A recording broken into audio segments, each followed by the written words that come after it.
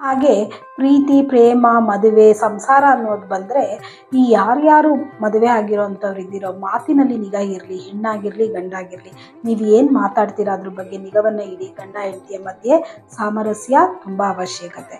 ಹಾಗೆ ನೋಡಿ, ಪ್ರೇಮಿಗಳು ಯಾರ್ಯಾರಿದ್ದೀರಾ ಬಿಟ್ಟು ಹೋಗಿರೋವಂಥ ಪ್ರೀತಿ ಹುಡುಕೊಂಡು ಬರುತ್ತೆ, ಇಲ್ಲ ಇರುವಂಥ ಪ್ರೀತಿ ಎಲ್ಲೂ ಹಾಳಾಗ್ದಲೇ ಜೊತೆಯಲ್ಲೇ ಇರುತ್ತೆ. ಹಾಗೆ ಯಾವುದೇ ಒಂದು ಒತ್ತಡಗಳು ಇಲ್ದಲೆ ಈ ವರ್ಷ ನಿಮ್ಮ ದಾಂಪತ್ಯ ಜೀವನ ಚೆನ್ನಾಗಿ ನಡೆಯುತ್ತೆ.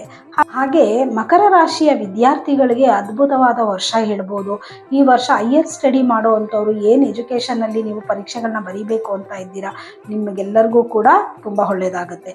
ಹಾಗೆ ಇಂಜಿನಿಯರ್ ಇರ್ಬೋದು, ಏನು ಲಾಯರ್ಸ್ಗಳಿರ್ಬೋದು, ಇವ್ರಿಗೆಲ್ಲರಿಗೂ ಕೂಡ ಈ ವರ್ಷ ತುಂಬ ಚೆನ್ನಾಗಿದೆ.